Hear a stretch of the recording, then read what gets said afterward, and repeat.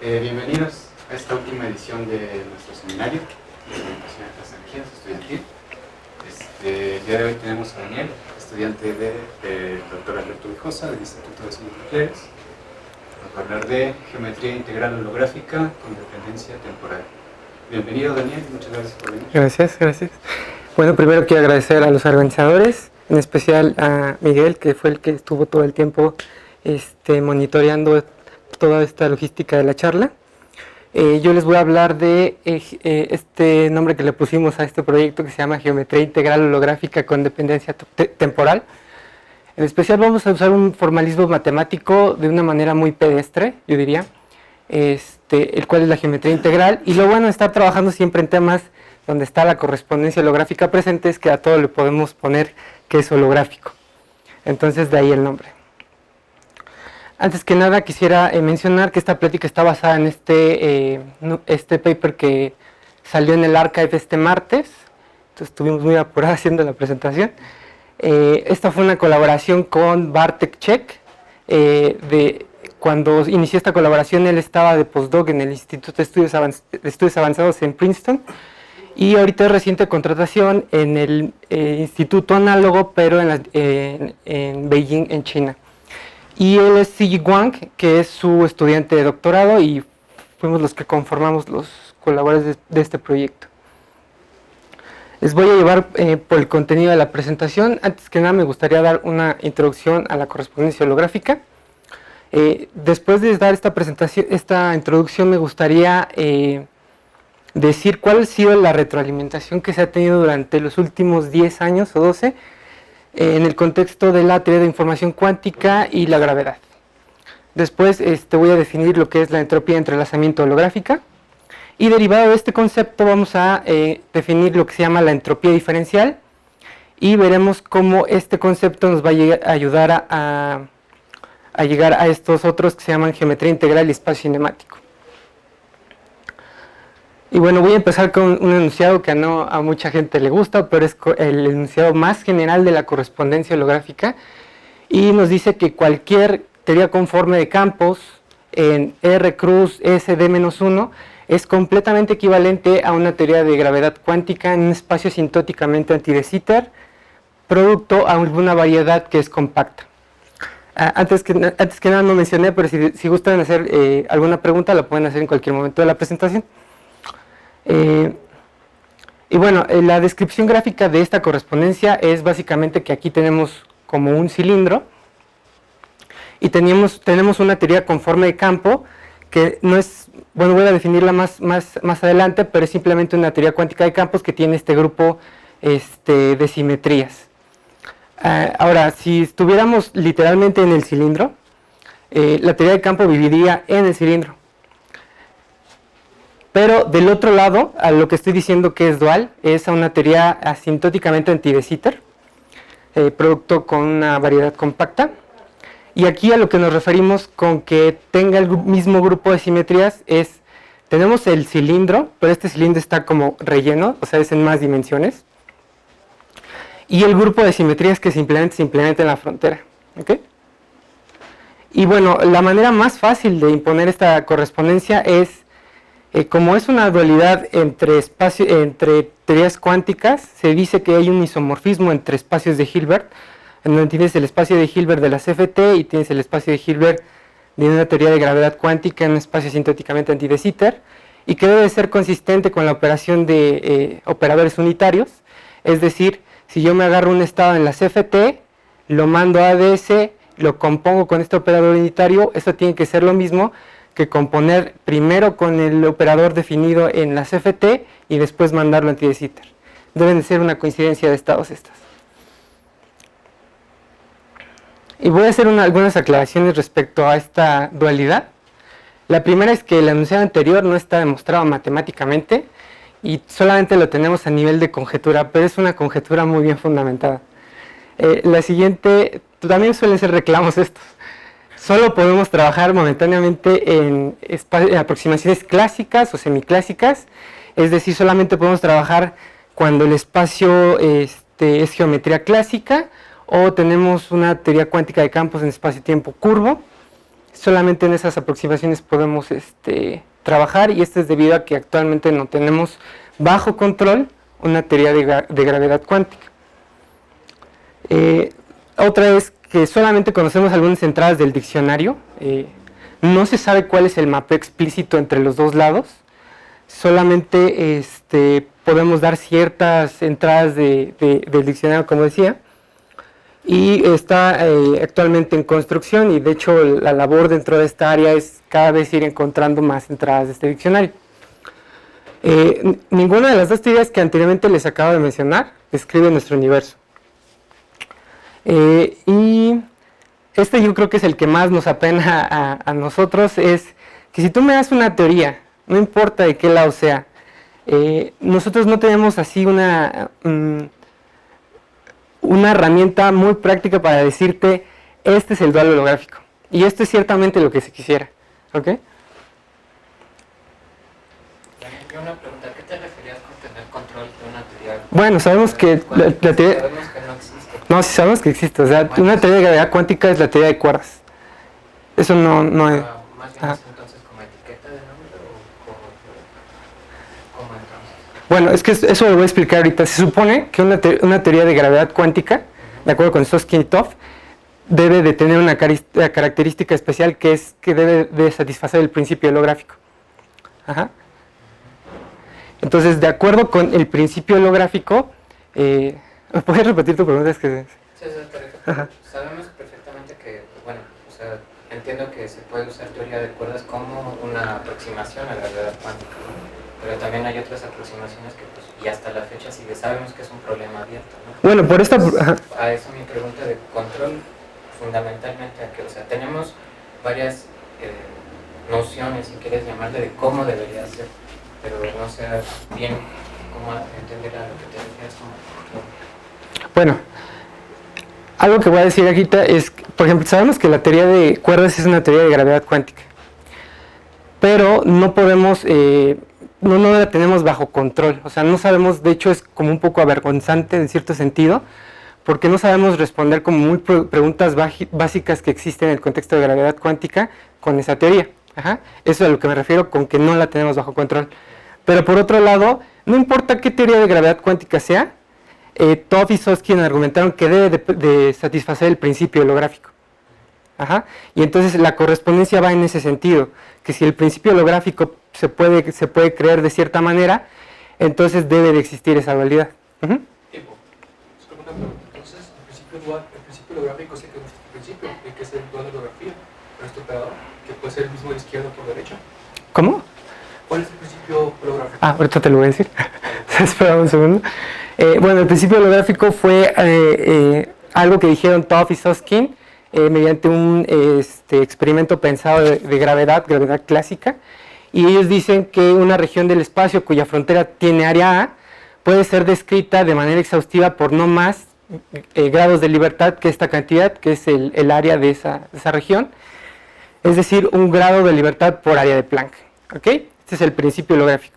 Ahora, cuando esto se postuló, casi nadie lo creía o le daba mucho mérito a esto. Ajá.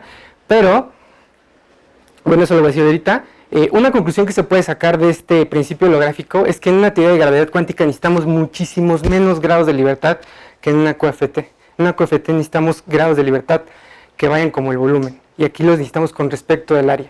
Y esto hace pensar que tal vez la teoría de gravedad cuántica esté definida en menos dimensiones. ¿Okay? Y como les decía, nadie ponía atención a este principio holográfico hasta que en 1997 Juan Maldacena, nuestro héroe dentro del campo de la correspondencia, encontró un ejemplo explícito donde el principio holográfico toma vida. Ajá. El ejemplo explícito es que se tiene teoría de cuerdas 2B. Bueno, él propone la equivalencia total entre teoría de cuerdas 2B en un espacio-tiempo ADS5 cruz S5 con n unidades de flujo Ramón-Ramón a través de la S5. Y esto es dual a una teoría de Yang-Mills supersimétrica con 4 supersimetrías y grupo de norma SUN en un espacio plano 3 más 1 dimensional. Bueno, no me voy a detener a... Este es como un pequeño problema dentro de la correspondencia. Me gustaría decirles diagramáticamente cuál es el ejemplo de Maldacena. Desafortunadamente no veo que sea necesario introducir todos los conceptos de teoría de cuerdas, entonces si algunos de ustedes saben teoría de cuerdas, yo creo que esto les va a gustar mucho, ¿ok? Bueno, déjenme decir antes que cambié la etiqueta. Aquí ponemos correspondencia de ese CFT sin la dimensión, y aquí ya ponemos el ejemplo explícito de Maldacena. Algo que es totalmente impresionante es que este paper hasta ayer en la noche tenía 14.608 citas. Eso es de verdad así abrumador, que tanta gente haya tenido la posibilidad de contribuir con esta idea inicial, y no solo eso, sino que esta idea inicial se ha esparcido a través de muchas áreas y ha dado contribuciones pues buenas. Y bueno, la correspondencia sale de un objeto solitónico que se encuentra en la teoría de cuerdas 2B, en la acción de bajas energías, que es de supergravedad, que es la P brana extremal. Aquí tenemos el caso cuando la P es igual a 3. Esta brana negra extrema, hasta ahorita, tiene la característica que solamente tiene encendidos en esta dimensión a la métrica y al campo Ramón que está dentro del espectro de la teoría de cuerdas 2B. Esto es como un agujero negro dentro de la teoría de cuerdas, pero como un objeto extendido. Entonces, como cualquier agujero negro cargado, uno puede ver la extremalidad de este objeto solitónico, y cuando uno analiza la extremalidad, calcula la carga por esta cota BPS, tiene la masa mínima para la carga dada, y bueno, uno puede calcular la carga y tiene un cierto numerito, ¿no? Y del otro lado, uno lo que tiene es un conjunto de branas, de 3 branas le llamamos ahorita, en donde son objetos igual solitónicos, en donde las cuerdas pueden empezar y acabar, y esencialmente las cuerdas abiertas viven ahí. Cuando uno calcula la carga de estas cosas, que se puede hacer, lo que uno encuentra es que tienen la misma carga y la misma masa. Entonces, dentro de ese contexto, uno puede decir que son como objetos equivalentes dentro de teoría de cuerdas. Simplemente las branas generan una retroacción en el campo gravitacional que genera esta solución de la CR3. Y suponiendo esta igualdad dentro de teoría de cuerdas, uno puede analizar el límite de bajas energías. Del lado izquierdo, lo que uno tiene es la acción de esta teoría que ya les había mencionado acá, y se desacopla de los modos de gravedad, es decir, ya no hay gravedad aquí. Y del otro lado, esta garganta, que es la que está dentro de la región del agujero negro, se desacopla de la geometría. Aquí también los modos de cuerda cerrada ya no pueden entrar ni salir de un lado y de otro. Entonces, analizando el límite de bajas energías, obtenemos, de acuerdo a la igualdad, otra igualdad en donde tenemos una teoría supersimétrica y teoría de cuerdas 2B en este espacio-tiempo.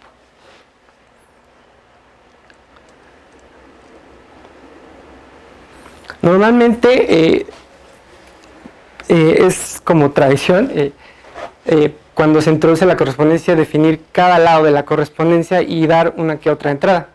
Entonces voy a seguir esa línea de pensamiento en lugar de decir la de teoría de cuerdas, porque algo que quiero enfatizar aquí es lo siguiente.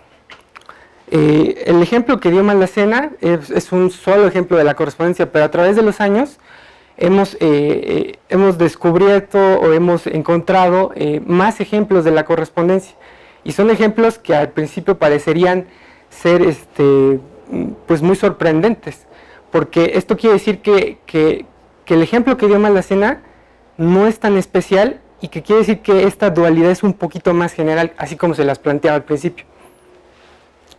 En particular, hay una teoría. Cuando tenemos una CFT 2-dimensional, podemos definir un operador que recientemente Samolochnikov y compañía le llaman TT barra. Es un operador irrelevante, y cuando se lo agregamos a la teoría a la CFT, pues nos da una teoría que no está definida a altas energías, en el V.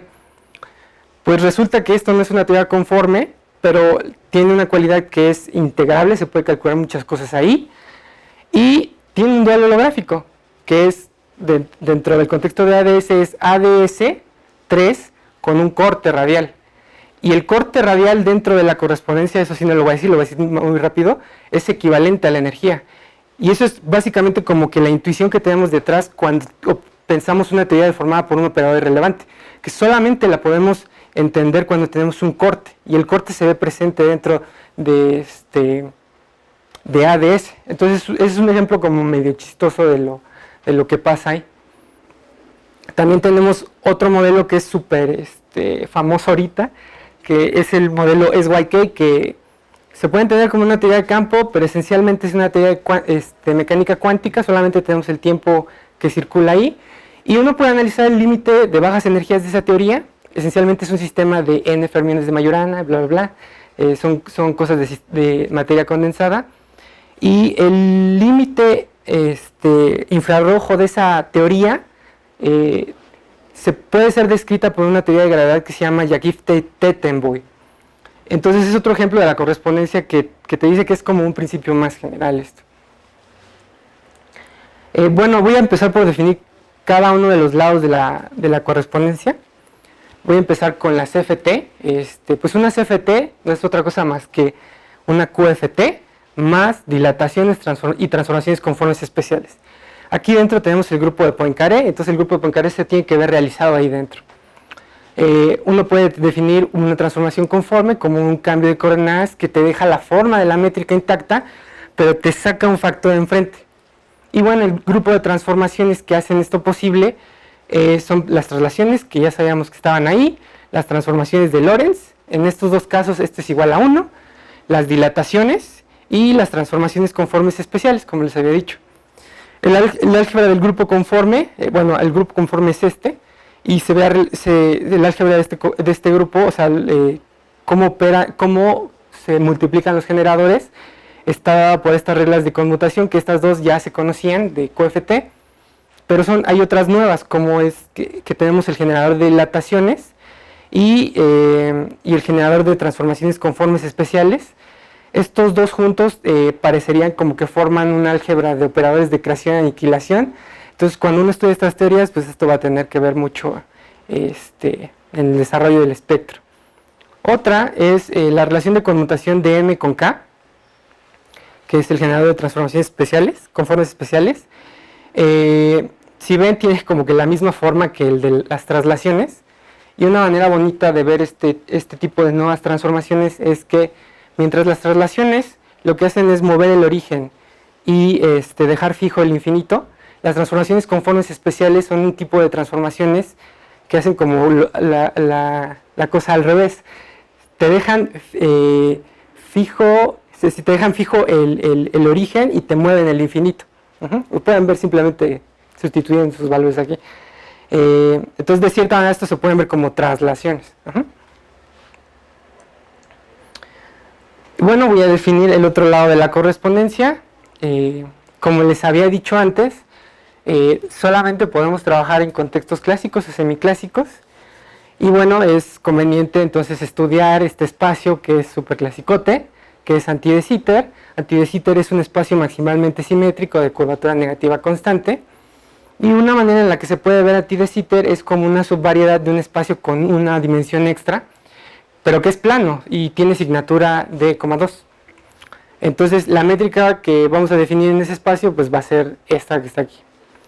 En particular, pueden notar lo siguiente, que uno puede hacer como boost entre esta dirección y esta, o esta dirección y estas de acá, y entonces ve que uno tiene más chance de hacer más cosas. Y la variedad que vamos a elegir, es la subvariedad que representa anti de Sitter, es esta de aquí abajo, que es como un hiperboloide. Y como les decía, cuando tenemos solamente anti de Sitter, el grupo de simetría se ve realizado y es SOD,2. Y una forma de parametrizar esto, que en el caso es súper conveniente, es usando coordenadas globales, que son como coordenadas que te permiten ver como toda la geometría de un solo jalón. Y están definidas por estas ecuaciones, y cuando uno saca la métrica inducida sobre esta ecuación implícita de la subvariedad, pues encuentra esta métrica que está aquí, y es la métrica de anti de Sitter. En este sistema de coordenadas se suele trabajar mucho con la correspondencia en distintos sistemas de coordenadas. Bueno, una vez dicho... ¿Sí? segunda pregunta. La gente tiene más o menos entendido, o más bien saben, si uno no mete coordenadas en el bulto, pueden trabajar la CFT de alguna forma, o sea, usando como formalismo de primer orden en el bulto o algo así. Bueno, yo entiendo tu pregunta en este sentido. Cuando está trabajando con la dualidad, si quieres un ejemplo explícito, del lado de la teoría de campos no existe gravedad. Sin embargo, está siendo realizada ahí adentro. Ajá. Entonces, como un esquema que le llaman independiente del fondo, o como el quieres, nada más depende de las condiciones de frontera. ¿Es eso a lo que te referías? Ya. Pues más bien pensaban como en la... O sea, no necesitas un sistema de coordenadas. De ninguno de los dos lados. Ya, ok. Sí, eso sí ya. ¿Lo haces por facilidad nada más, por mejorar el álgebra? ¿O ganas con las...? Sí, la facilidad ahí es que ese sistema de coordenadas te permite ver anti de Sitter completito. No necesitas como parcharlo. Entonces eso es conveniente, por ejemplo, si ahorita vamos a ver cómo sacamos las geodésicas y todo eso. Bueno, no sé si lo veamos. Es conveniente, siempre uno trabaja con lo que le conviene. Y bueno, aquí esta es la parte que a mí más me gusta, porque a principios cuando se descubrió la correspondencia, normalmente se utilizaba para entender propiedades de teorías fuertemente acopladas. ¿Por qué? Porque cuando tenemos una teoría con muchísimos grados de libertad y que aparte está fuertemente acoplada, del lado de gravedad tenemos gravedad clásica, y entonces ahí podemos hacer cálculos que se pueden traducir del otro lado pues como propiedades reales, y ahí se ha tenido muchísimo éxito. Pero a mi punto de vista, el lado interesante de ver esta correspondencia es el del lado de información cuántica, porque tenemos una manera de tratar a la gravedad posiblemente como gravedad cuántica. No sé si ese enunciado fue muy fuerte para decirlo, pero bueno, es como casi lo vemos nosotros. Bueno, ¿cómo empezó esto? Bueno, en el 2006, gracias a la contribución de Shinsei Ryu y Tadashi Takayanagi, pues esta situación de analizar la correspondencia de un solo lado pues cambió drásticamente, ya que ellos dieron la receta holográfica para calcular la entropía de entrelazamiento usando el dual de gravedad. Y bueno, desde esta contribución pues se han desarrollado una serie de trabajos en los cuales podemos dar una relación entre cantidades de información cuántica y cantidades de gravedad.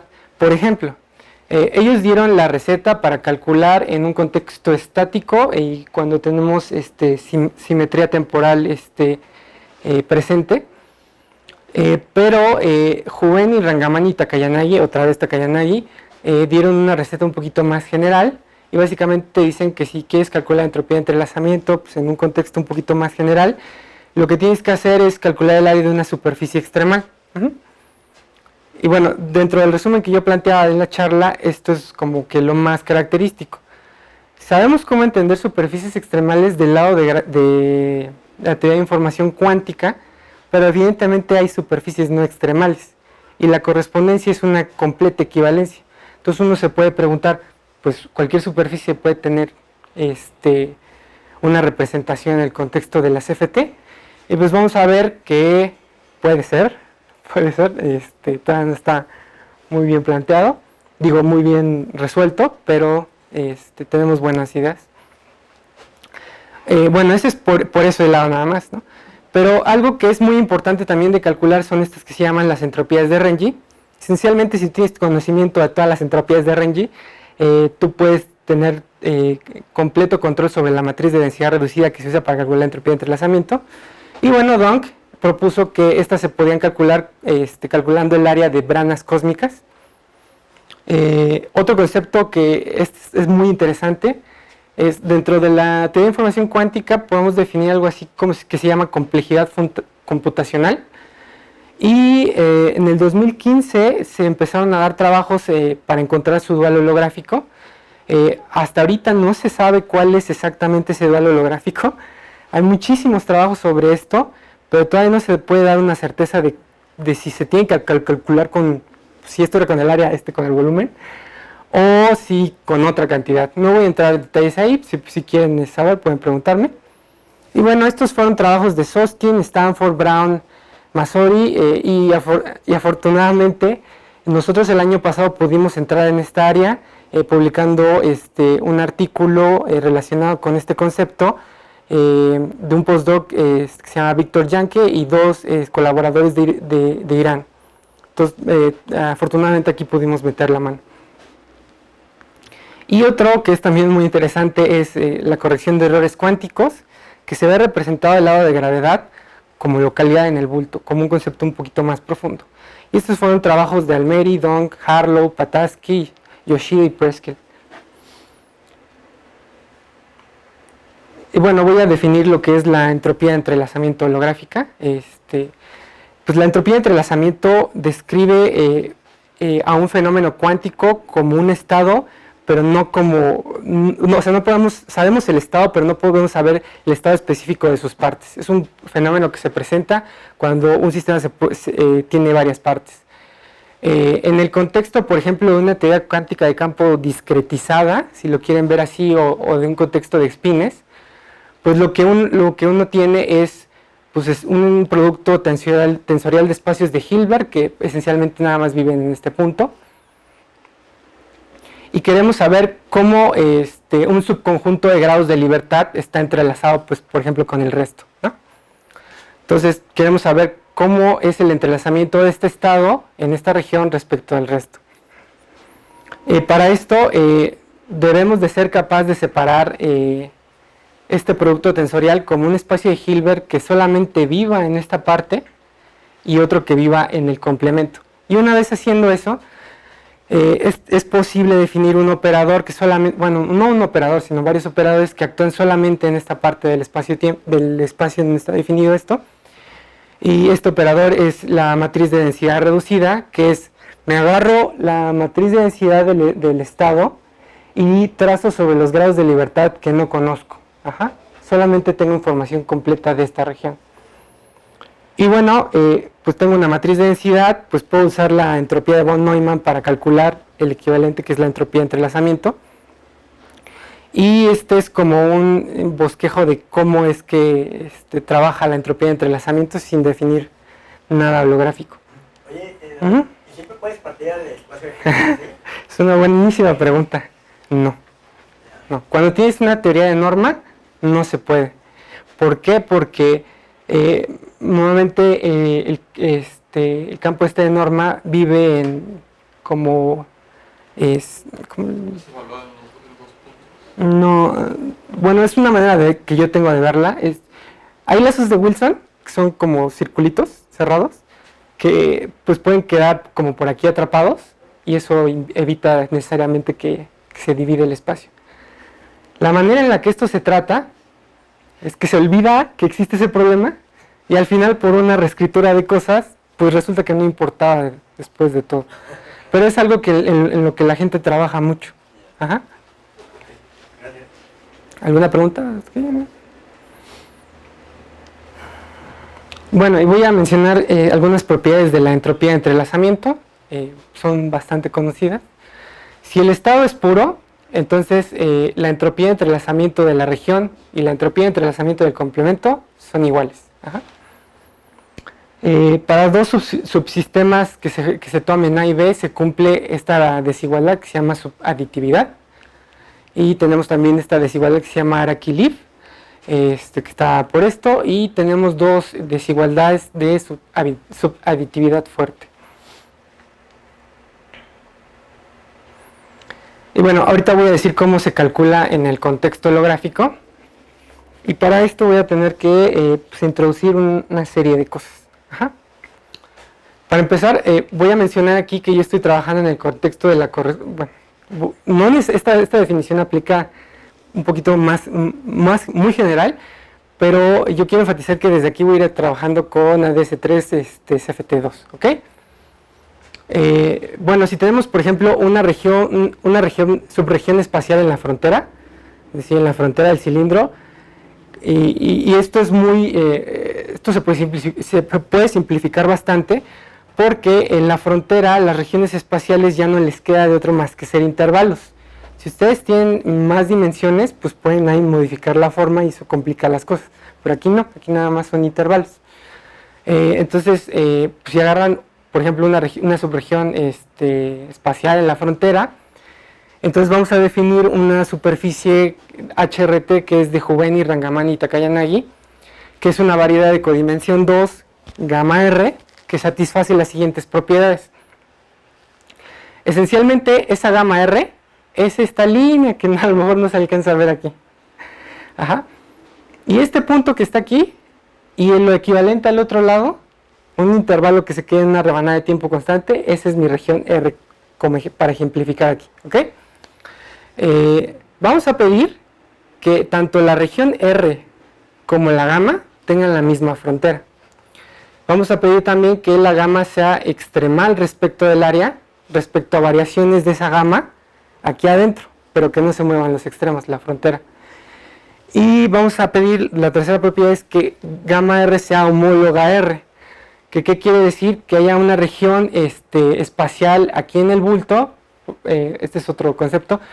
Cuando decimos cosas que están adentro de este cilindro nos referimos al bulto.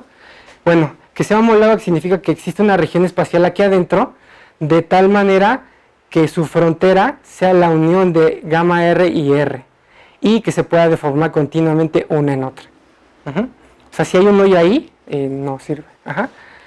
Y que no existe otra con menor área. Entonces, la receta para calcularla holográficamente es, pues te agarras el área de esa curva extremal, por definición, y la divides sobre 4, la constante de Newton, y eso es lo que te va a dar la entropía de entrelazamiento del sistema. Sí. Entonces, ¿cómo define la entropía? Área sobre 4. Así definimos, ¿cuál es la pregunta? O sea, ¿así define la entropía de esta manera aquí? Sí. Es como un poquito, a ver, déjame entender la pregunta. Es como un poquito sacado de la manga. Bueno, el artículo inicial de Takayanagi menciona que se inspiraron en el contexto de los agujeros negros, que es ahí puedes calcular la entropía con ese tipo de cosas. Entonces, en un contexto holográfico parecería que pues, debería de funcionar y pues, ¿qué crees? Pues, funcionó exitosamente. O sea, ya quisiera yo que se me ocurrieran estas cosas. Ajá. Por ahí hay un artículo de Hedrick que es como un resumen muy pedagógico de la correspondencia. Y bueno, algo chistoso que menciona es que o sea, hace énfasis que sí, esto fue como así una sacada, o sea, no hay más que justificar ahí. Pero hay maneras de, bueno, esas son, bueno, si tenemos demostraciones de matemáticos, de físicos, también hay demostraciones en holografía, se tiene que separar, por supuesto. Hay una manera de sacar esta derivación aplicando un cierto truco aquí en el bulto y se puede derivar de ahí. Bueno, de este concepto voy a definir lo que llamamos entropía diferencial. Bueno, la idea de esto, para que vayan agarrando como un poquito la dirección, es que vale mucho la pena meterse a estudiar teoría de información cuántica y a la vez gravedad, unirla, porque de verdad sí hay mucha relación entre los dos conceptos. En particular, por un artículo de Hedrick, se cree que el pegamento del espacio-tiempo resulta ser ni más ni menos que el entrelazamiento. De acuerdo a los contextos holográficos y todo lo que les acabo de mencionar. Entonces, por eso es que mucha gente ya se ha metido de lleno a revisar todo este tipo de cosas y han salido ideas muy, muy bonitas de ambos lados. Y bueno, algo que voy a definir ahorita es la entropía diferencial, que es, como ya les había dicho antes, en el contexto de la correspondencia de S3FT2, regiones, supongamos que nada más tenemos la rebanada de T igual a 0 dentro de la CFT, es decir, tenemos el disco de Poincaré como dual de esa parte. Y si tenemos definidos en la CFT un conjunto de intervalos, ahora, ¿qué quiere decir que tenga definido un conjunto de intervalos? Bueno, quiere decir que conozco las entropías de entrelazamiento de cada uno de estos intervalos. Entonces yo puedo definir algo que se llama la entropía diferencial, que en estos contextos resulta siempre muy favorable definirla de manera discreta, que es esta cantidad. Les voy a explicar exactamente geométricamente qué es. Básicamente esta cantidad lo que calcula es, se agarran una geodésica, se agarran otra, y lo mismo si hay del otro lado, y básicamente esta cosa lo que calcula es la distancia entre estos dos puntos. Entonces cuando uno lo hace de manera continua, puede definir una entropía diferencial así como continua, que es como una serie de intervalos que en lugar de estar parametrizados por este K que es discreto, ahora están parametrizados por este lambda pues, que es continuo. Ajá. Uno puede, si se fijan, es como una derivada y lo que resulta es básicamente la integral cerrada de esta cantidad que está definida en términos de la entropía. Ahora, ¿qué es lo que calcula esto? Bueno, esto es lo que calcula, por ejemplo, si ustedes tienen una curva cerrada en el bulto, o sea, es decir, una que no toque la frontera, que no es obvio que tenga una representación en la CFT, pues pueden disparar geodésicas que sean tangentes. Y esas geodésicas tangentes van a definir por sí solas una familia de intervalos. Y si ustedes calculan de acuerdo a esa receta esta familia de intervalos, lo que les va a dar al final es la longitud de la curva por la construcción geométrica que les estaba dando. Entonces, desde ese contexto tan simple, sabemos que una curva cerrada tiene un dual, bueno, se puede representar en términos de información cuántica, que es algo pues sorprendente, bueno, por lo menos cuando salió. Este fue trabajo de Balasubramanian, Choudhury, Check, que es la persona que se había mencionado al principio, de Boer y Heller, y otras muchas personas más. Voy a explicar un poquito qué significa esto en un contexto un poquito más físico. Como les había explicado antes, pues esta geodésica representa aquí como un intervalo, ¿no? Entonces, si yo tengo un estado que sea puro, por ejemplo, el vacío, yo puedo sacar la matriz de densidad reducida a estos estados, digo, a esta región. Ajá. Y hay otra dualidad que nosotros tenemos, que se llama la dualidad de subregiones, que te dice, si tú tienes completa información de la matriz de densidad reducida, entonces tú puedes reproducir completamente la física de lo que está dentro de la superficie de Ryota Kayanagi. Ajá. ¿Y esto qué quiere decir? Que de cierta manera pierdes como que información del bulto. Ahora esto lo estamos haciendo solamente para esta parte, pero de manera discreta lo hacemos pues para todo el contorno. Entonces quiere decir de cierta manera como que estamos haciendo un proceso de granulado, coarse grain en inglés, y efectivamente es lo que estamos haciendo, porque estamos perdiendo información V gravitacional con esta receta. Pero la correspondencia también nos dice que hay una dualidad entre, o sea, la información V es dual a la información IR, y entonces al final la moraleja que nos tenemos que llevar es que por perder información V estamos como haciendo este procedimiento de coarse graining en la frontera. Ajá. Y bueno, esa es una analogía que viene en un artículo de Engelhardt y Fischetti. Y bueno, aquí yo lo hice pues para una rebanada de T constante, ¿no? Pero pues también pueden agregar dependencia temporal, hacerlo en contextos un poquito donde ya no tengan tanta simetría, por ejemplo dentro de la cuña de entrelazamiento, y recetas similares funcionan también. En particular, pues trabajos de Hedrick, Myers y Bean lo hicieron en el contexto un poquito más general de dependencia temporal y relajando esta cuestión de simetrías, y para teorías de gravedad con derivadas más altas. Y Spíndola, Huijosa, que es mi asesor, y Pedraza lo hicieron para cuando tienen curvas dentro de la cuña de entrelazamiento. Que disculpen ustedes, pero no les definí la cuña de entrelazamiento. La cuña de entrelazamiento es esta región, o sea, este es le llamamos nosotros plano nulo, este también, y la intersección de esos dos planos nulos es esta región dentro en el bulto, es lo que se le llama la cuña de entrelazamiento. Ahora, una cosa curiosa que sirvió para nuestro trabajo fue lo siguiente. Uno creería que, pues, lo único que necesita son como geodésicas, así como lo dice el dibujito, geodésicas tangentes para reconstruir la curva. Pero resulta que aquí se presenta algo que nosotros le llamamos como una libertad de norma adicional, y es la siguiente. En este punto ustedes tienen el vector tangente a la curva, y con respecto a ese vector tangente disparan la geodésica, y eso les define su intervalo.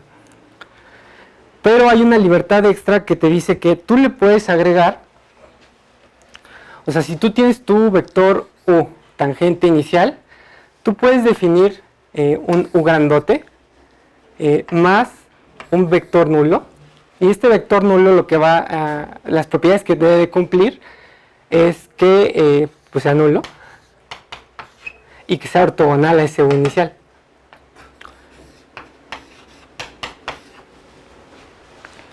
Esto es evidente que lo puedes hacer para cada punto. ¿Por qué no? ¿Quién te restringe de utilizar el vector tangente en cada punto y luego sumarle un vector nulo respecto a ese vector tangente? No solo esto, sino que hay como dos familias que se parametrizan con distintos parámetros. Presencialmente este vector nulo lo puedes hacer como muy muy grande. Entonces lo que te está diciendo esto es que tu vector inicial como que lo estás desviando mucho del original. Y si haces eso para cada punto de manera suave y que cierren con condiciones de periodicidad, pues Heydrich, Myers y Bean demostraron que aún así reproduces a la curva. Y aquí es altamente no intuitivo porque, por ejemplo, esta geodésica cuando la modificas por un vector nulo, lo único que la representación gráfica de esto es que si está acostada se empieza a levantar. Y cuando se empieza a levantar, pues nada más es una curva que toca la otra curva, ¿no? Entonces no verías por qué es que reproduce otra vez la curva, sin embargo lo hace.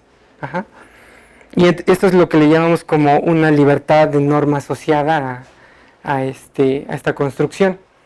Le llamamos NBA por Null Vector Align. Y bueno, sí. No sé si me quedó muy claro, pero o sea, tú lo construyes con geodésicas y luego esas geodésicas les haces ese procedimiento y te quedan ahí curvas. Sí, por ejemplo, te voy a decir. Y siguen reproduciendo la curva. O sea, tienes esta curva que pues, es la circunferencia, ¿no? La geodésica va a estar aplanada, ¿no? En t igual a 0. Puedes agarrarte otra que no lo esté, pero no importa. Cuando aplicas este procedimiento, la geodésica se empieza a levantar. Entonces en este contexto ya no son como geodésicas tangentes, sino, bueno, y definen un intervalo en la CFT. Ya no son geodésicas como tangentes, son como pues, una curva cualquiera que la tocó ya, nada más que es geodésica. Y eso es como bastante, es algo que resaltar de esta construcción, por lo que les voy a decir a continuación. Pero siguen siendo geodésicas entonces. Sí, exactamente.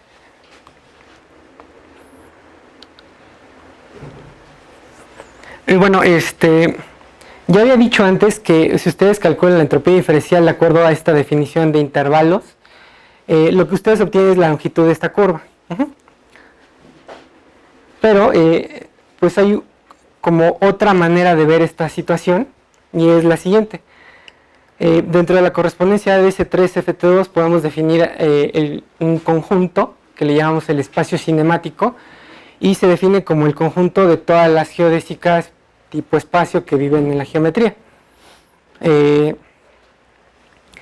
Esta cuestión de esta herramienta de geometría integral simplemente te está diciendo que tú puedes calcular ya sea longitudes, áreas o volúmenes, dependiendo de lo que se deje definir ahí, utilizando este espacio auxiliar y calculando como volúmenes dentro de ese espacio.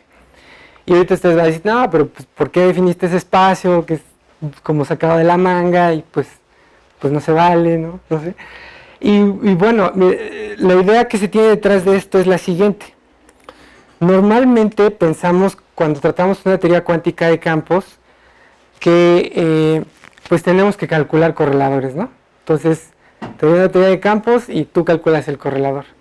Pero en años recientes se ha visto, de acuerdo a una técnica que se llama redes tensoriales, que en realidad la mejor forma de ver una teoría cuántica de campos es usando el entrelazamiento. Es decir, tendrías que ver qué estado está más entrelazado que otro, y esto en el contexto original de las teorías cuánticas de campos no se deja hacer, porque ellas tratan un estado entrelazado y no entrelazado como el mismo. Por ejemplo, el vacío. El vacío pensarías que no tiene nada especial, pero tiene una estructura de entrelazamiento muy fuerte, que permite que la teoría de campos haga las cosas que sabe hacer. Y entonces, definir un espacio auxiliar que esté implementando esta idea de entrelazamiento, es decir, las geodésicas definen un intervalo y del intervalo podemos sacar las entropías de entrelazamiento. Pues esto ya es como un contexto un poquito mejor pensado de cómo atacar el problema. Dentro de este rebanada de T constante, se desarrolló algo que se llama la fórmula de Crofton. Estas fórmulas de Crofton o cinemáticas son fórmulas que te permiten calcular volúmenes en el espacio cinemático y traducirlos a cantidades geométricas del bulto. En un trabajo de Check, Lampro y McCandlish encontraron que otra forma de representar esa longitud es mediante esta fórmula que está aquí, que se llama la fórmula de Crofton, como ya he dicho, en donde la característica especial es que integras sobre el espacio cinemático, tienes una 2 forma y tienes el número de intersecciones de esa forma. Y bueno, dentro de ese artículo mencionan que una forma natural para integrar es esta que está aquí. Y voy a decir por qué es una medida natural para integrar. De acuerdo con el contexto de la entropía diferencial, sabemos que eso ya reproduce la longitud de una curva. Eso ya lo sabemos de la diapositiva anterior, ¿no? Pero uno puede pues hacer este juego y decir, bueno, tengo la entropía diferencial de algo que está aquí y tengo la entropía diferencial de algo que está acá, ¿ok? Pero ¿qué es lo que significa? Esto, si se fijan, es... bueno, antes que nada voy a decir algo más. Si se fijan, nosotros usábamos geodésicas que eran tangentes, ¿no? Por ejemplo, para la circunferencia. Pero ¿qué pasa si la circunferencia yo la voy reduciendo hasta que sea un punto? Entonces, mediante una familia de intervalos, podría definir un punto en el bulto. Y esto es algo bastante bueno en estos aspectos. Pero la entropía diferencial de un punto, porque su longitud es igual a 0. Entonces, introduciendo esto que está aquí, lo único que estoy haciendo es sacar la entropía diferencial de un punto. Y puedo introducir este otro entropía diferencial, que es la de la curva misma. Y esta resta lo que nos dice es que yo puedo sacar una nueva integral, que no sé por qué no la escribo. Puedo sacar otra integral, y mediante esto puedo calcular la longitud. Es solamente una cuestión de reescritura de algo que ya tenía. Esto se traduce a una doble integral sobre el espacio cinemático. Pero ¿qué es lo que está aquí? Pues es la entropía de entrelazamiento de un intervalo. Y entonces esto es lo que nos dice es cómo definir esta forma de Crofton sin tener que estarla adivinando. Es simplemente la doble derivada de la entropía de entrelazamiento. Entonces déjenme ponerles en un contexto un poquito más ilustrativo cómo se ve esto.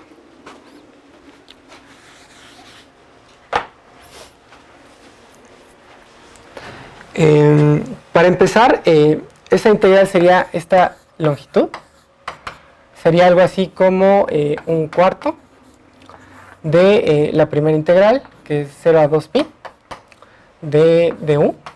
Y la otra sería la integral de u más pi entre y hasta a B de U. Y voy a definir qué es cada cosa. dB. Bueno, este es B, este es U. Esta es la doble derivada de la entropía de entrelazamiento. Tal vez haya un factor aquí que lo voy a tomar con esta acá. Y esta es la derivada parcial de U y la derivada parcial de B, ¿no? ¿Qué es lo que está representando? Vamos a ver. En el contexto de ese disco, voy a poner cuál es la ecuación de la geodésica. La ecuación de la geodésica implícita es esta. Tangente hiperbólica de la coordenada radial, que se mueve de 0 a infinito, por el coseno de un ángulo, que te está diciendo cómo te mueves así, es teta menos un centro, igual al coseno de alfa. ¿Y cuál es la interpretación geométrica de esto? Bueno, de acuerdo a nuestra construcción, si tenemos una geodésica, este centro va a ser el centro de la geodésica, o lo podemos llamar como el punto de mayor profundidad. Y este ángulo que está aquí va a ser como la mitad de la abertura que está acá. Ajá. Entonces, si yo te doy una geodésica, te estoy dando un centro y una apertura. Ajá. Entonces, de cierta manera, ya te estoy definiendo quién es el espacio cinemático. Está definido por dos parámetros. Tú me das dos parámetros, uno entre 0 y 2pi, y el otro, si quieres, tan abierto como quieras, y yo te puedo construir el espacio cinemático. Entonces, por comodidad, puedo hacer un cambio de coordenadas en donde no te dé el centro y la abertura, sino te dé más bien dónde empieza y dónde acaba, y eso es equivalente. Entonces puedo definir pues el U y el B de U. Ajá. Pero si estoy disparando geodésicas tangentes ahí, pues evidentemente una vez que yo elijo un punto aquí y disparo una geodésica, para que sea tangente, eso ya me determina de manera única este otro punto. Ajá. Entonces básicamente esta función que está aquí nos va a decir, ok, una vez que disparas desde la frontera y que tocas tangencialmente a la curva de adentro, ¿quién es ese B? Ajá. Y bueno, en el espacio cinemático tenemos B y U. Y si me das un punto aquí, esto equivale a una geodésica acá, ¿ok? Entonces básicamente lo que se está integrando aquí es una cierta función, que es B de U, y estamos integrando sobre esta línea recta que corta en pi. Entonces básicamente estamos integrando sobre esta región, ¿ok? Y esa es como la interpretación geométrica que tiene el espacio cinemático como conjunto de entropías de entrelazamiento, como lo quieran ver. Otra forma de ver esta construcción es que ustedes efectivamente están calculando la doble derivada de la entropía de entrelazamiento y empiezan, de acuerdo con la primera integral, empiezan desde un cierto extremo. Disparan, encuentran esta B de U, que está aquí, y entonces empiezan a rellenar pues esta región que está aquí. Esto básicamente dice que dispares desde B de U hasta el otro punto que es antípoda, y básicamente la construcción que se está haciendo es esto, o sea, estás contando las geodésicas que cruzan la curva. Ajá. Y esa es la interpretación geométrica que se tiene cuando tenemos una rebanada de tau constante. Al final, esta separación solamente indica que después de dar esta vuelta alrededor de toda la circunferencia, pues tienes la entropía de entrelazamiento de un punto, porque esencialmente estás contando todas esas geodésicas y tienes la original. Ajá. Y esa es la interpretación geométrica que tiene el contexto estático. Ajá. Pero en el contexto donde ya hay tiempo presente, pues nada más los invito a que se imaginen cómo sea esta construcción. Sabemos que la entropía diferencial funciona cuando hay dependencia temporal por la página anterior. Solamente sería cuestión de hacer esta reescritura de una manera inteligente, ¿no? Y dar una interpretación geométrica de lo que se está haciendo. Pero piénselo por un momento. Una curva que tenga dependencia temporal, pero que también sea tipo espacio, pues sus geodésicas van a estar como medio erráticas, o sea, van a definir intervalos, pero pues no tan bonito como de este lado, por decirlo así. pues este está un poquito, imaginemos que la curva es tal que aquí tiene una región en donde la geodésica, sin hacer esta cosa, pues es esta, ¿no? Y luego del otro lado tienen esta geodésica que está totalmente acostada. Entonces pues, tienen como intervalos bastante dispares. Esta construcción, básicamente lo que te dice es, lo que había dicho es, cuentas el número de intersecciones que tiene la geodésica con la curva, lo pones aquí, haces la integral y ya, te vas feliz a tu casa. Pero en un contexto en donde hay dependencia temporal, esto no se puede hacer. Ajá. Por ejemplo, había geodésicas dentro de este abanico que pasan por adentro de la curva. Y eso es muy errático, muy caótico. Entonces, este problema presentaba cierto reto de resolver. Afortunadamente, pues, pudimos hacerlo.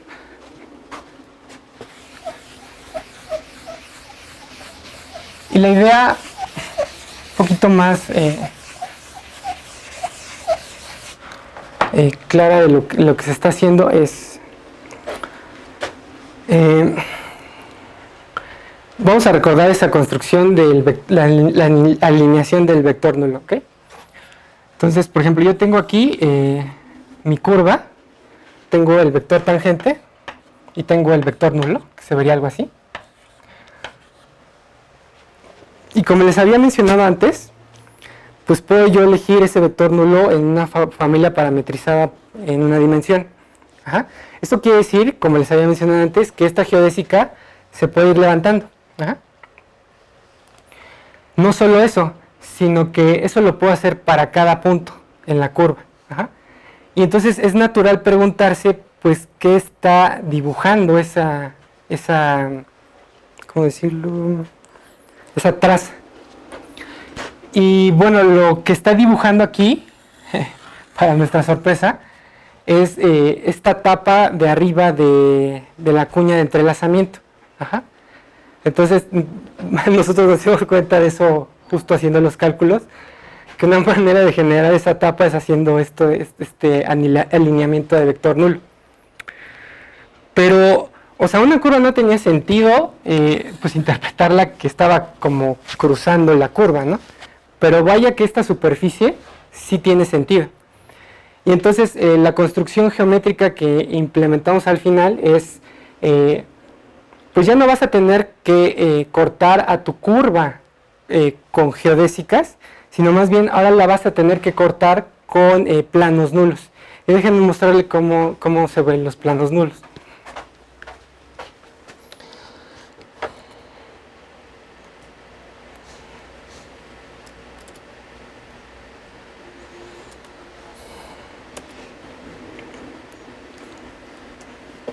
Esta es básicamente la representación que les acabo de decir, en donde tienen su curva. Evidentemente, como es AT constante, pues la geodésica más natural que se podrían tomar es esta. Pero después de hacer el alineamiento de vector nulo, pues estas amarillas son como desviaciones de esa. Entonces lo que te terminan dibujando es la tapa de arriba de la cuña de entrelazamiento. Y entonces la fórmula de Crofton que se plantea al final de todo es esta que está aquí,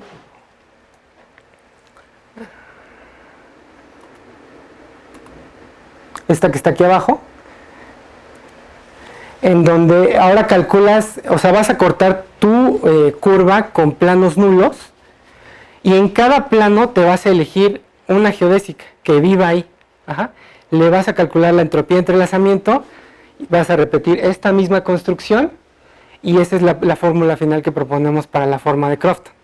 Y bueno, tú dirás, pues ¿sirve o no sirve? Pues sí sirve, la implementamos en curvas muy simples, por ejemplo esta que está aquí que no tiene dependencia temporal, que parecería ridículo, pero pues es una prueba de consistencia.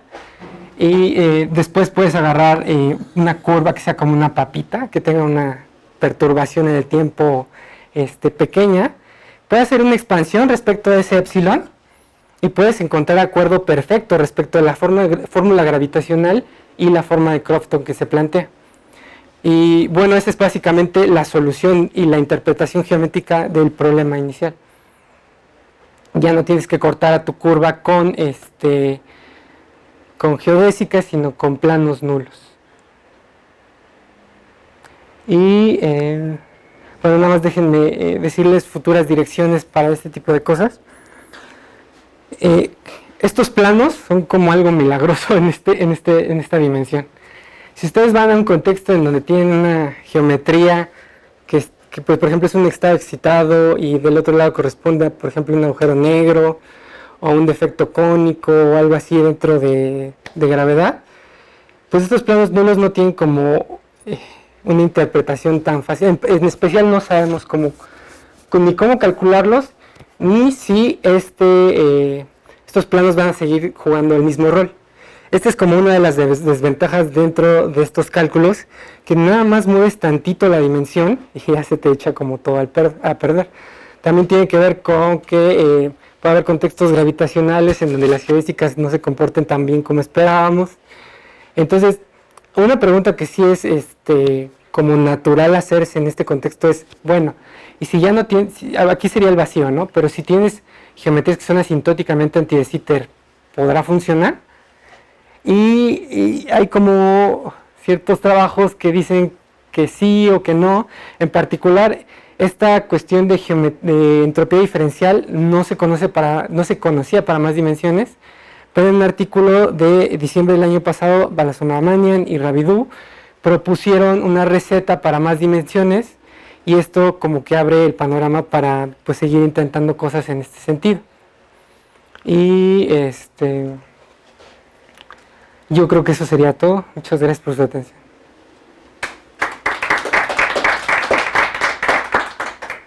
¿Tienen alguna pregunta? ¿Preguntas para Daniel? ¿Alguien? Yo sí tengo una. Las que quieran. Y puede ser de cualquier, o sea, hasta preguntas de nivel muy básico. O sea, yo estoy dispuesta a responder lo que quieran. Me quedé pensando en esa pregunta que te hice hace rato del espacio, que de Hilbert, que si lo puedes partir siempre. Me dijiste que para teorías de norma no. Pero, bueno, no sé si tú sepas, pero en el contexto como de cuantización RCT, como que va extendiendo la teoría y luego te quedas con una simetría global que absorbió tu simetría de norma y... Ajá, sí, con lo que defines la carga BRCT. Ajá. En esa dirección no podrían probar, quién sabe, bueno, no, tal vez probar suena muy fuerte, pero en esa dirección no podrían investigar acerca de cómo partir ese espacio de la teoría de norma. Bueno, es que sí hay gente trabajando en esto. Bueno, esencialmente el resumen de esa pregunta es el siguiente. Necesitas algo que se llaman álgebras de von Neumann, que es una herramienta en la cual nosotros no sabemos nada, es bastante técnica, y con esta técnica parece ser que pueden tratarse ese tipo de problemas. O sea, no es que digan, no, ya se arruinó la correspondencia, ya no se puede trabajar en ese sentido. Sí se puede, hay gente que trabaja entropía de entrelazamiento en teorías de norma, y sí. En parte esto es interesante porque en el contexto gravitacional tienes la teoría de norma. Entonces también podrías calcular entropías del entrelazamiento en el bulto. Ajá. Entonces es importante saber eso. Ajá. Por ejemplo, entiendo a grosso modo cómo construyes geométricamente la entropía diferencial, pero físicamente, ¿qué diferencia sustancial o fundamental tiene la entropía diferencial con respecto a la entropía como, no sé si estándar o la entropía? Bueno, ese es un problema abierto. Aparte de esta como definición que te dije de que estás como haciendo este proceso de coarse graining, pues estás como que olvidándote de los detalles ultravioleta en la VR. Sí, te estás olvidando de los detalles ultravioleta en la teoría de campo. Hay artículos de Bartek que... ¿Pero es quién es? Bueno, Bartek es el experto en esto, entonces seguro hay un artículo de Bartek en este sentido, donde tratan de dar una interpretación en términos de... vaya, ni siquiera me atrevería a decírtelo porque ese concepto no lo manejo muy bien, y dos, todavía se tienen sus dudas. Ahora, es una pregunta abierta. Sí, porque igual, bueno, a mí me causó interesa en el sentido de que defines en algún punto la entropía de diferencial como la integral, pero de una de las derivadas, ¿no? Y luego te sale una como la que ponías de 2 a otras dos variables, ¿no? No podría haber, digo, no sé, alguna como conexión con ciertas cosas que nosotros ya sabemos de estadística, que pudieras establecer alguna conexión de las derivadas unas con susceptibilidades, o la primera derivada como una especie de temperatura o alguna otra variable. Bueno, es que en este sentido que ustedes saben cómo conectar estos conceptos geométricos con conceptos Sí. físicos. Bueno, voy a dar una respuesta a eso. En el disco de Poincaré, tú te puedes tomar este intervalo, ¿ok? ¿Estás de acuerdo conmigo que este intervalo y su complemento son distintos en tamaño? Sí. Entonces tengo A y tengo su complemento, ¿ok? Una de las propiedades que mencioné es que la entropía de entrelazamiento, cuando es un estado puro, es la misma. Ajá. Entonces esto quiere decir que es una cantidad no extensiva, en ese sentido. Entonces, si hay, por ejemplo, si hay sistemas con dependencia temporal que tienden como a un equilibrio y al final esta entropía tiende a ser como la entropía termal, sí los hay, en particular así se descubrió este contexto, Julio les habló de eso yo creo, este contexto de complejidad, pero en ese sentido pues sí está difícil como explorar. Ajá. Lo que sí se puede hacer, y de hecho es lo que se hace y tiene muchísima analogía con termodinámica, se define algo así que se llama el hamiltoniano modular, que es una cantidad altamente no local y altamente difícil de trabajar, y en este sentido pues se puede tener como que cierta relación con termodinámica estándar, pero la verdad es un concepto muy complicado, y por esta cuestión de ser, la evolución temporal en especial es altamente no local, o sea, puede ser muy horrible ahí dentro de las cosas. Solamente en el contexto de Rindler se simplifica mucho y te da la verdadera evolución temporal de acuerdo al hamiltoniano de Rindler y todo eso, pero en realidad es muy difícil. Pero es muy difícil, pero parece ser que estos conceptos de hamiltoniano modular son como que la clave para sacar más de esto. ¿Hamiltoniano modular te refieres a que tienen simetrías de grupo modular y esas cosas? No, se define algo así como el hamiltoniano modular, algo así de una subregión, como menos el logaritmo de la matriz de densidad. ¿Sí, no? ¿Sí? O sea, tienes tu matriz de densidad, defines el hamiltoniano modular, y es básicamente la definición que se tiene.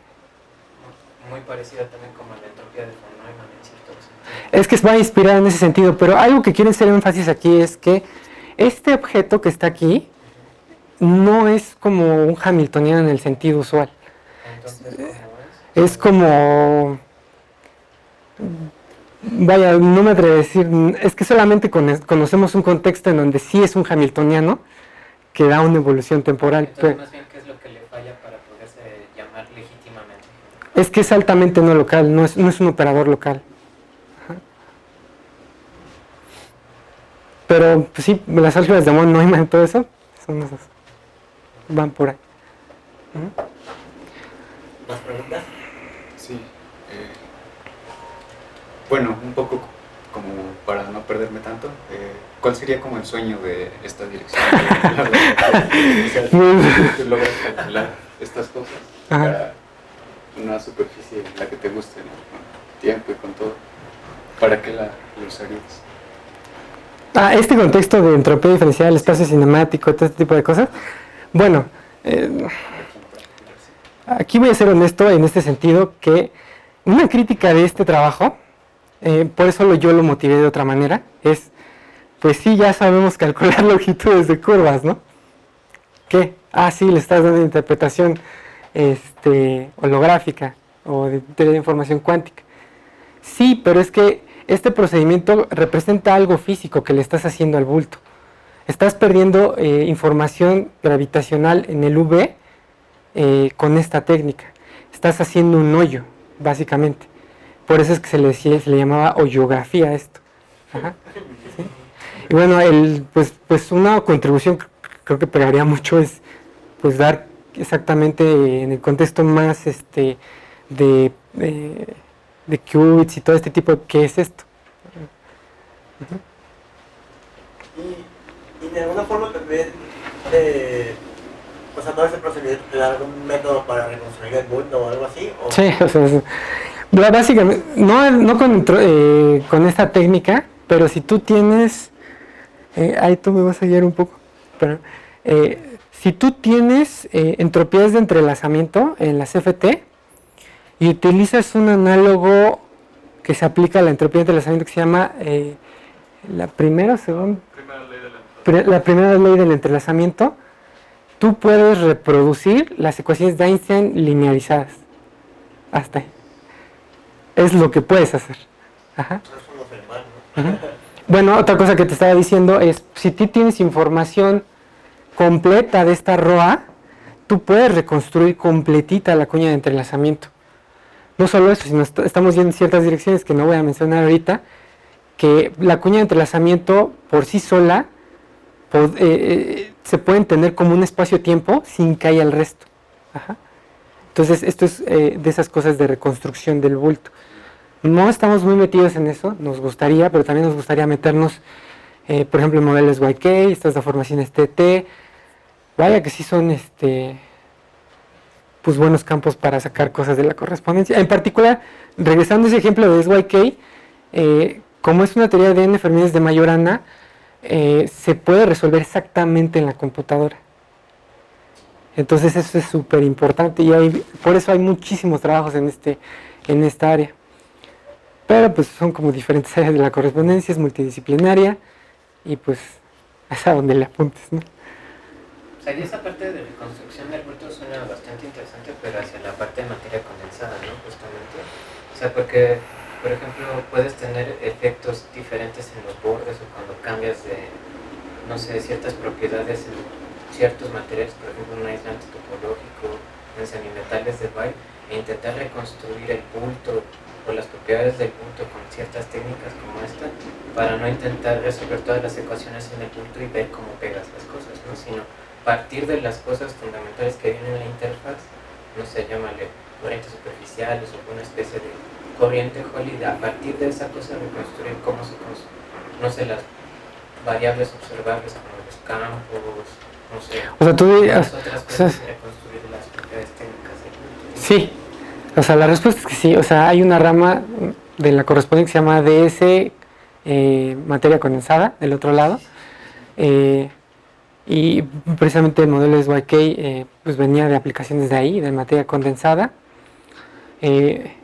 No soy experto yo en eso, pero más bien como creo que la línea que han estado siguiendo es más bien como pues entender este contexto de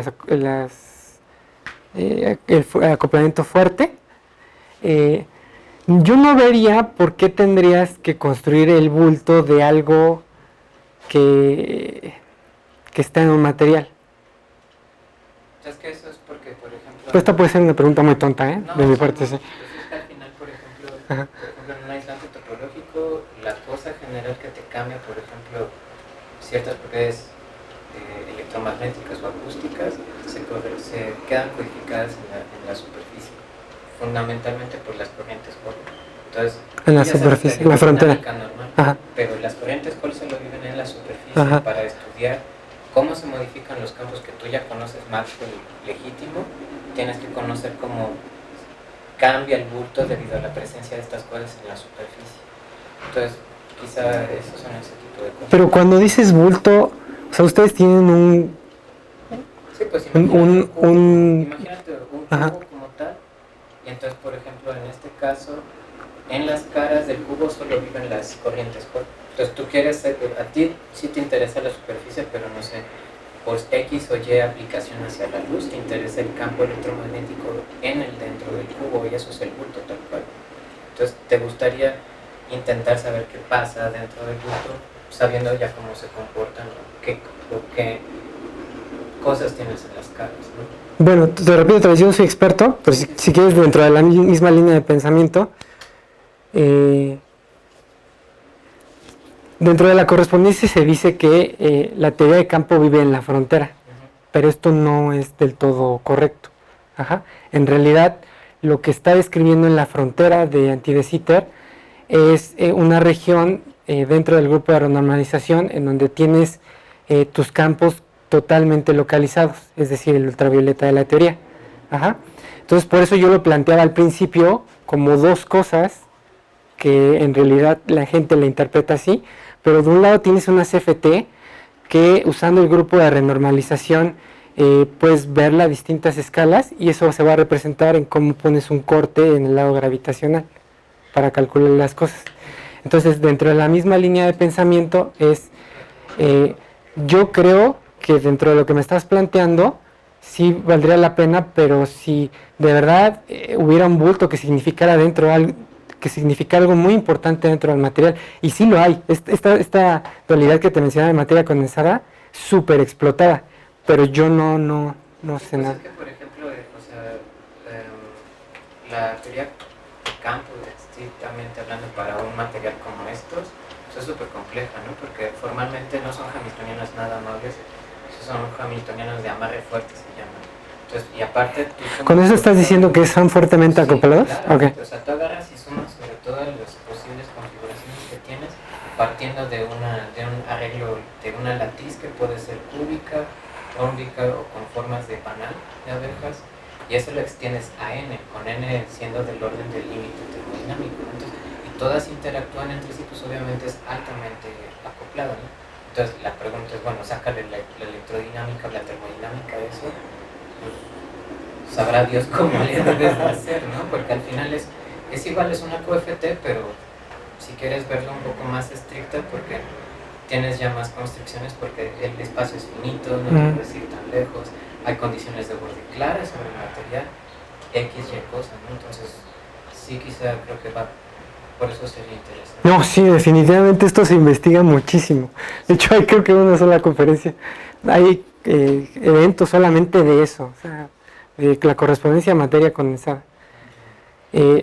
Lo que pasa es que la correspondencia necesita de tantas herramientas en tantas distintas áreas que es difícil abarcar todo, pero vaya que sí queremos hacer algo también, o sea, no hay ningún problema. Sí. Necesitamos de todo. O sea, si puedes pasarme referencias de eso de la ADS hacia materia condensada, estaría muy agradecido. Ah, no, sí, definitivamente deberíamos de tratarlo, sí. Gracias. Pues, ¿más preguntas? Pues démosle un aplauso más a la vez, por favor. Gracias.